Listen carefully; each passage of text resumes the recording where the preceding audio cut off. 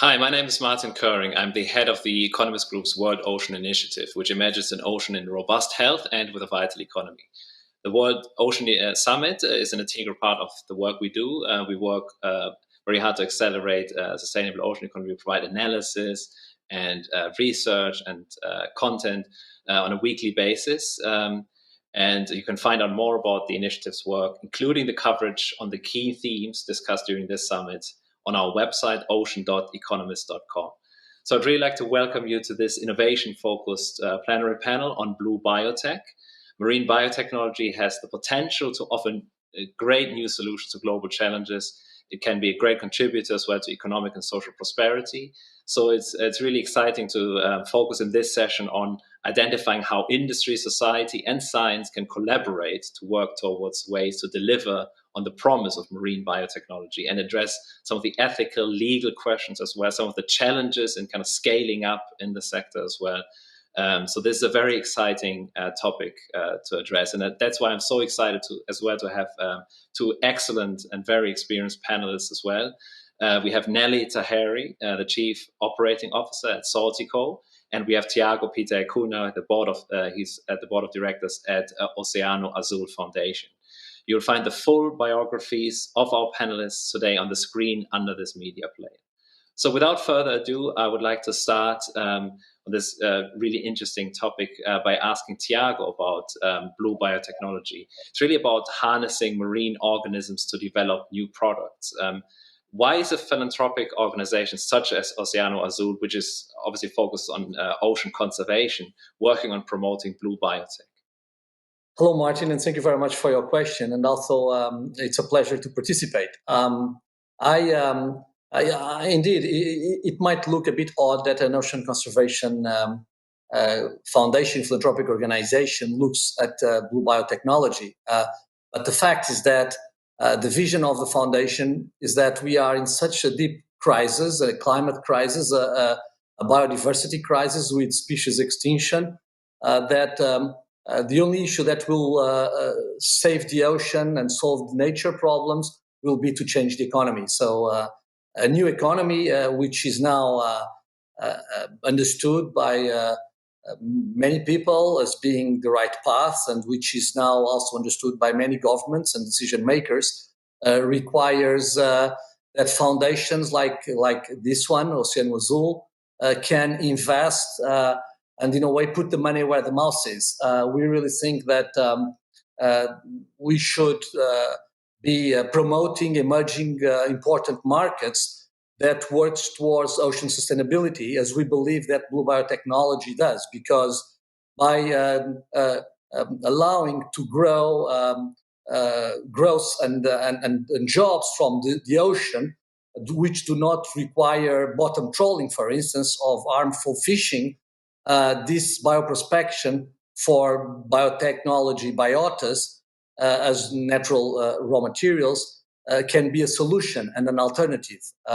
We are speaking here, of course, of circular economy, using components from fish processing industry to create pharmaceuticals or nutraceutical products. Or we are talking also about incorporating biotech components within the manufactured products of our consumption society. So there are many solutions which we consider will be a great avenue for the future development and sustainable development of the ocean. Great. Thanks a lot, Tiago, for highlighting why marine biotechnology is part of the solution to the climate crisis, but also fits into the need for the circular economy and also meeting the sustainable development goals. Nelly, obviously you work for a very exciting company in this space. I read the other day that the fashion industry uses around 93 billion cubic meters of water annually, enough to fill 37 million Olympic swimming pools, according to the Ellen MacArthur Foundation that does a lot of research in this area. I can imagine this puts a huge strain on global freshwater resources. So, Nelly, your company came up with a great innovation. You produce freshwater-free fabrics based on salt-resistant plant fibers. Tell us a bit more about SaltyCo and how does SaltyCo incorporate blue bio-innovation into its supply chain? Yes. Hi, Martin. Thank you so much for having me here today. Saltico is a company that manufactures highly sustainable textiles in response to an environmentally damaging apparel industry that is shown through figures like you just mentioned. And we do this by valorizing these overlooked but incredibly environmentally beneficial plants that grow in what's called blue carbon ecosystems. And so by adding value to these halophytic, salt loving, salt resistant plants, we're able to really incorporate blue bio innovation into the supply chain by acting almost as an intermediary between these aquatic and terrestrial ecosystems. So by adding we're able to expand these spaces that are incredibly beneficial to the environment. They sequester a large amount of carbon. They use non-arable land. They require no freshwater resources, like you mentioned. And so this helps us to start building blue bio supply chains that really begin to help heal the planet at an industrial scale. Great. I mean, this is amazing, Nelly. I mean, highlighting how the different aquatic and terrestrial systems can work together and build a kind of sustainable supply chain. That's amazing. And obviously, there's so much innovation in this space, and that's why I just like to follow up on that one. I mean, your innovation really holds this potential to help solve one major sustainability challenge that you mentioned, namely the scarcity of fresh water. But it also creates demand for land to cultivate salt-tolerant plants. So there's also an issue globally with land use, as you know, in the agricultural system and sustainable food systems. Obviously, there's a huge challenge there. How can you ensure that by solving one sustainability challenge, you are not contributing to another one? That's a very important question. What's especially valuable about the plants and the species we work with is that they're able to grow in these incredibly harsh environments across the entire globe. So, what this means is that they can grow in seawater, wastewater, these blue carbon ecosystems such as salt marshes, sea meadows. So, knowing that they can grow in all these places is fantastic. But, like you said, it's critical for us to be able to create these dynamic systems that don't just introduce more problems into ecosystems. So the way we handle this issue is we work with partnered farmers to ensure that each model is contextualized and designed to benefit the local environments and local communities we work within. And so we have two methods of sourcing our halophytic plants before processing them. And we do this through conservation and through cultivation. So in some areas, for example, our hardy plants are a nuisance, and so they're dominating local environments. And so in that case, we would then work with public and private institutions to remove the plants.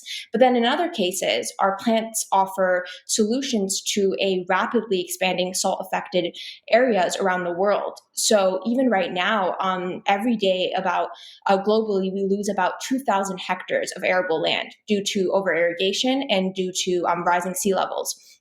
And I think that it's about 62 million hectares of land that's already been salt afflicted.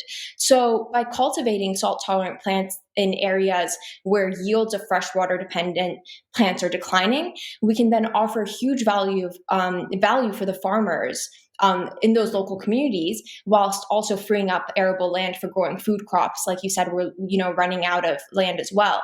So to answer your question, we understand that there's no singular solution or blueprint to these problems. So our method of ensuring that we don't introduce more problems into the ecosystem is to really be context led. We think about maintaining kind of this symbiotic and balanced system, kind of all throughout the supply chain and all throughout our business model. Thanks a lot, Nelly. And this is such an important question because land and aquatic systems are so integrated, and creating this symbiosis and balance, and also making sure that that you're not creating more problems, but actually solving problems. We have thought about the side effects potentially, but it's great that you're working with farmers, that you're making sure that there's collaboration to ensure that you're contributing to the to sustainable food systems. And I'd like to go to Tiago kind of follow up on that as well, and particularly about the challenge that Nelly mentioned, namely integrating blue biotechnology into industrial supply chains. So Tiago, what is your view on how we can better integrate blue biotechnology innovation into marine and land-based supply chains? Thank you very much, Martin.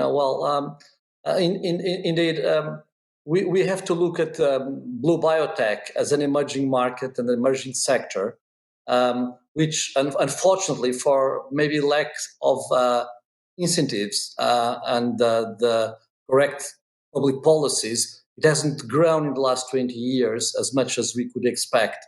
One of the reasons as well is that we find many startups, very good startups, producing new products, coming up with new services or methods, using marine biota through biotech means to produce interesting solutions. But there is still a lack of investment of coming into the market by large companies, by energy companies, utilities, pharmaceuticals, textile companies. Because what is interesting is that blue biotech is blue because the raw material of this industry, it's marine biota, but the applications are varied and multiple. So we can use it to build polymers, replace chemicals, biomaterials, pharmaceuticals, nutraceuticals, food, feed, textile. And the important thing, I think, now is for the large companies, the ones that are in the market, that have business experience, that have clients, to understand that blue biotech can be used not only as a product per se, but as a component of their products, of their manufactured products. I would say that something that will be very important is to understand that nowadays less than 5% of our manufactured products have a biotech component, and that in the future, in order to have more intelligent products that are more sustainable and less natural resources consuming, we will need to indeed make a revolution in terms of integration and insertion of blue biotech biotas into these products, these industrial broad consumption products. And I think that's how blue biotech will be able to join this larger supply chains, which indeed have been missing here. Yeah, thanks a lot for highlighting the different applications and how we're really moving towards this the idea of creating sustainable but also intelligent products, as you mentioned. And one of the applications, of course, is in Nelly's company, which obviously in the textile and fashion industry. We did a really interesting study recently at the Economist Intelligence Unit. We looked at sustainability in fashion, and we did a survey as part of that, and found that implementing sustainability measures was a top strategic priority for 60% of fashion brands, and 65% already source sustainable raw materials. So it seems that from the research that we did that there's a clear shift towards sustainability in the textile industry. And obviously, Nelly Saltico is obviously contributing to that and in a way part of this shift. So how can this shift create positive impact at scale within both the blue and the green economies without the risk of greenwashing? When thinking about, I think, any sustainable solution, I think it's really important to identify that difference between solutions that are just masking and kind of creating a short-term, kind of masking it with a Band-Aid or creating a short-term solution to a larger problem, versus building blue and green economies that are actively working to look at the political, economical, and environmental kind of spheres that these solutions live in. And so you're completely right. Scale is such an important factor in any business, and it's certainly a term we hear every day as a startup. And what we're really trying to do is prove that if you can build supply chains that are planet positive at every stage, then you can actually bring more positive impact as you scale. But this needs to be done at a sustainable and steady pace and embody a dynamic approach that is flexible enough to evolve with changing climates, policies, global circumstances like COVID. We've seen so many supply chains fail because of this. And so, yes, there are all these fashion brands that are moving towards sustainability, and we've had an incredible amount of companies come to us, which we've been grateful for. And these conversations, what this engagement and conversation has really taught us is that we're learning that through these industries really do want this. The fashion industry does want to be better and move towards this direction. But in order for them to be able to do this, they need to have access to materials and technology that are compatible with their existing supply chain and don't force them to completely change. They need to be cost effective enough to survive in the market. And most importantly, they need to meet their quality needs.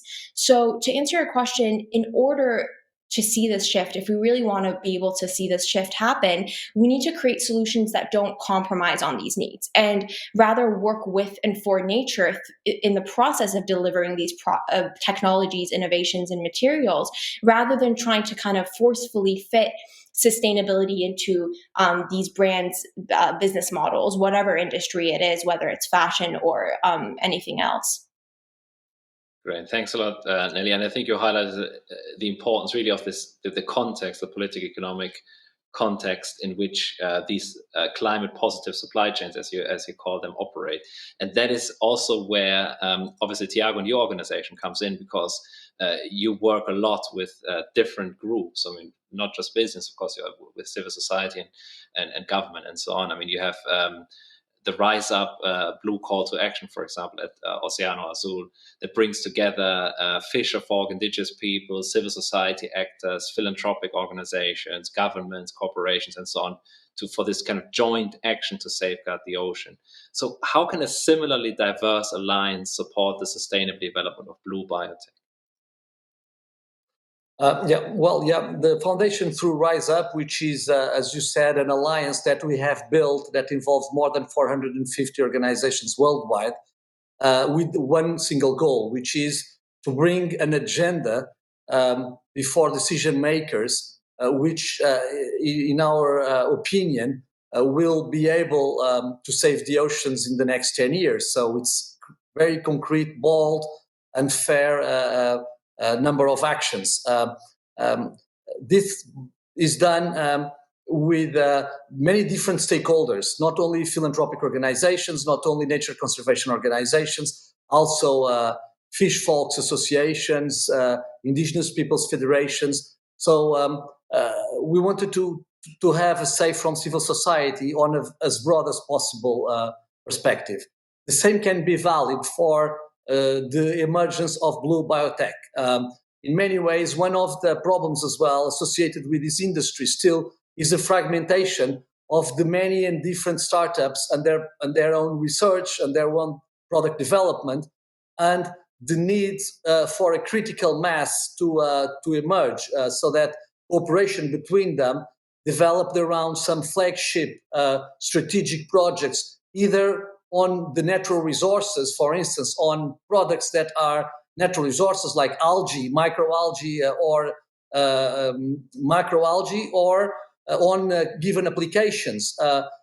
So I would say that at this moment, it's already the right moment for these startups and other players within the blue biotech market to come together with research, with the science side, the knowledge side as well, of course, so as to integrate as well, as I said, large companies that have their supply chains, and to teach them of what they are doing and how they can be solutions for their products. I think that, the Oceano Azul Foundation, which has been very much involved on working with startups, probably we are considering now to give this extra step or step up a gear in terms of involving the other players on the dialogue and on the collaboration that we have been fomenting within startups alone. Mm. Yes, and you raised a very important point about the fragmentation that still exists, and there's the need for these strategic directions and influencing the larger players as well. And obviously, Nelly, you are at a startup stage, but you obviously want to scale up. So one of the things that we noticed in our study that we did on the textile industry is, as in terms of how to scale up and how to grow, is obviously always this need for capital and investment. How do you intend to scale up, and what kind of financial support is required? That's the $1 million question. I think for us right now, what's been really helpful in the past few months and in the past year has been really the support of both public and private grant funding organizations and institutes, such as Blue Bio Alliance. We were one of the winners in the Accelerator program. And programs like that are fantastic for companies like us because they really understand the level of research and development that needs to go into these projects, the kind of strategic partnerships that you need to build in order to achieve this. And so that's been a really strong basis for us to really break new ground with our research and development.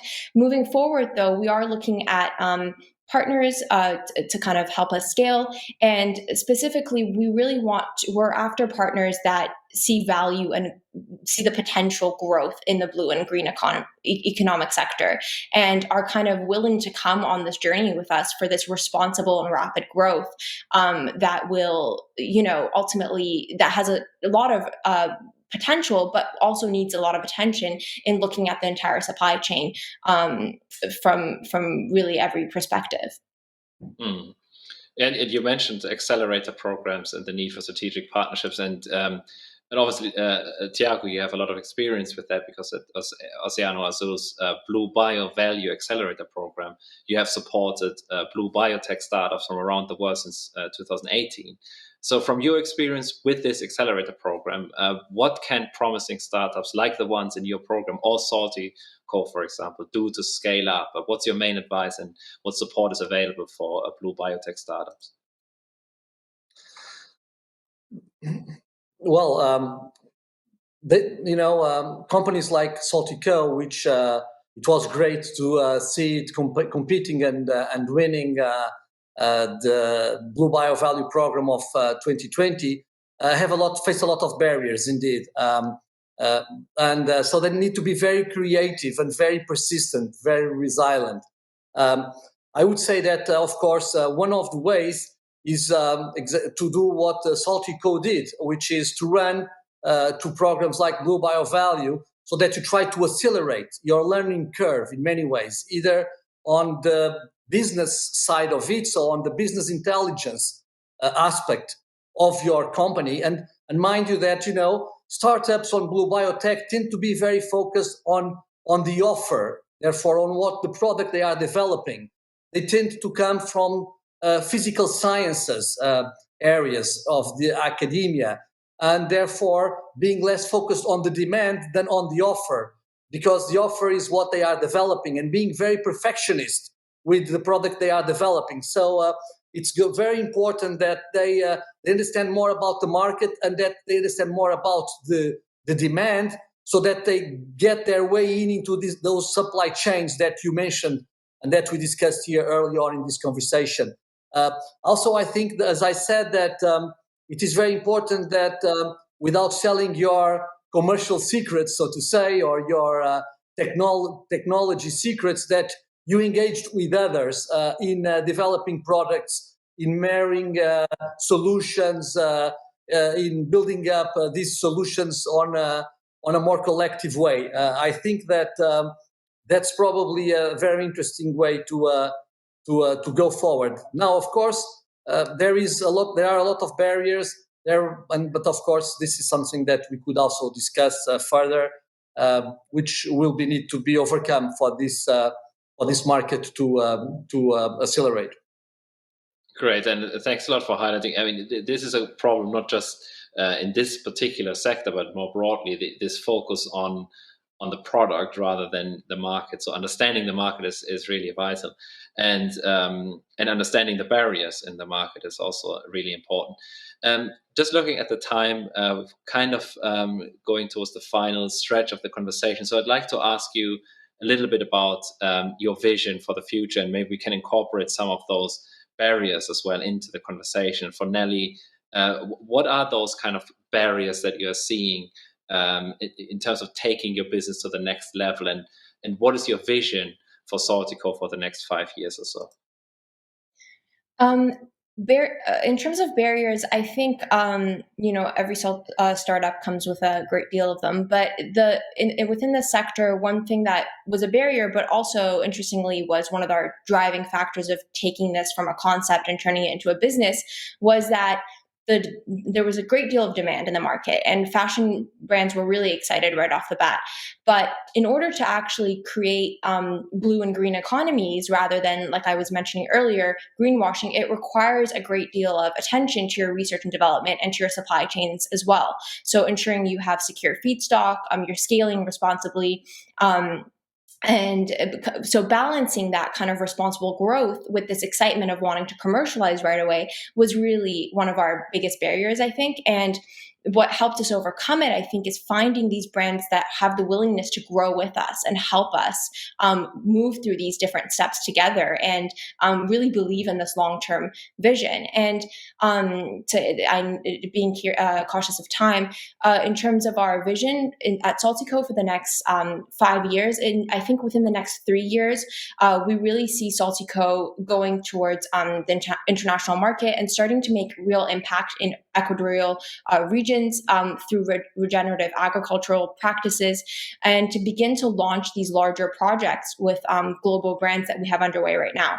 But long term, in 5 years and long after that, we are really looking to expand and diversify our product range, because we really don't see the end of this being just textiles. We have a series of subspecies that we're working with, and that R&D projects that we have underway that really open doors to various industries to be able to kind of start looking at the halophyte-based industry as a way to help prove that we can have supply chains that provide materials that are planet positive, and provide supply chains that are planet positive and don't need to come at a cost or compromise. Mm-hmm. Great. Thanks a lot for highlighting those terms. And I think other companies are facing those as well, but especially in such a kind of exciting sector that kind of tries to integrate climate positivity with commercial success. It's especially interesting to look at what the potential is, and it's exciting to see what you're developing at Saltico. And just conscious of time, I'd like to just go to Tiago as well, just briefly, and maybe following on some of the issues that Nelly mentioned. What do you see as the main barriers for the blue biotech sector over the next 3 or 5 years or so, and what is your vision for sustainable development of the sector? Well, I have a very optimistic vision for this sector. I have no doubt, and it's not only me or the foundation vision. The European Commission is convinced that bioeconomy is going to be the next big economy. We have to understand that since the beginning of times, accelerated with the agricultural revolution and later with the industrial revolution, our manufactured economy has been depending on raw materials, which on its turn are synonyms of the natural resources of the planet. And we know where this has led us today. So we need to dissociate, and this is going to be probably the most important civilizational leap that we will have to do during this century, to dissociate natural resources from raw materials. Nelly already explained that her product, that the product of Saltico will not require fresh water and will remove carbon from the ocean, which is already incredibly important in terms of the new economy, the new economy we are transitioning into. So I truly believe that the barriers that are at this moment of lack of incentives, lack of funding, lack of risk management, lack of collaboration, lack of focus will have to be overcome, because it's a societal cause for the world, and because it's going to be part of this new green economy. Industrial policies for blue biotech will develop, and I think that companies like Saltico will benefit of that. I would think that the Googles of the future will be companies coming from biotech, and I wish that some will come from blue biotechnology. Brilliant. Thanks so much, Tiago, for concluding on this kind of very positive outlook, and that's obviously something that we're very excited about. I mean, given that we want to build a sustainable blue economy, and so I mean, unfortunately, I've run out of time. But I really like to thank you very much, Nelly and Tiago, for this great conversation. I learned a lot about the opportunities in the blue biotech sector. As you said, Tiago, I think the bioeconomy is the next big economic opportunity. That's great. And Saltico and Nelly presented a great example of the innovation that's possible in this sector. There's this potential to build climate-friendly supply chains, as you mentioned, that goes beyond and refutes this kind of greenwashing. That obviously there's a lot of a move towards sustainability within the textile industry, and you're proving that there is this climate positivity can be linked with commercial success. Obviously, finding brands that want to grow with you and really build on this vision for the blue economy is something that is really important. And as Tiago mentioned, well, this is part of something bigger. I mean, it's part of this sustainable ocean economy. You mentioned as well that it's important to focus on the market, not just the product. Building strategic partnerships, collaborations, and obviously reforms of industrial policies to support the sector are also important. So just would like to thank you again very much, Nelly and Tiago, for this great panel conversation. I'd also like to ask all of the viewers to remember to check all the relevant content on blue biotech and other topics from the World Ocean Initiative's website at ocean.economist.com. And I'd like to also wish you all a great rest of the conference as well. And thank you again for a great panel conversation.